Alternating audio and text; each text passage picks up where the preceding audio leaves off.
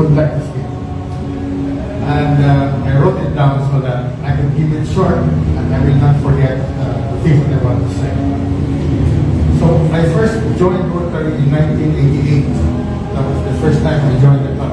I joined again later on. And Andy Andaya was the president, and Rotarian Raul was one of the very dedicated Rotarians. That was a long time ago. But I still remember that our club was a very fun club. We laughed a lot, especially because Andy Andaya and Zachary Beltran were very infectious when they laughed.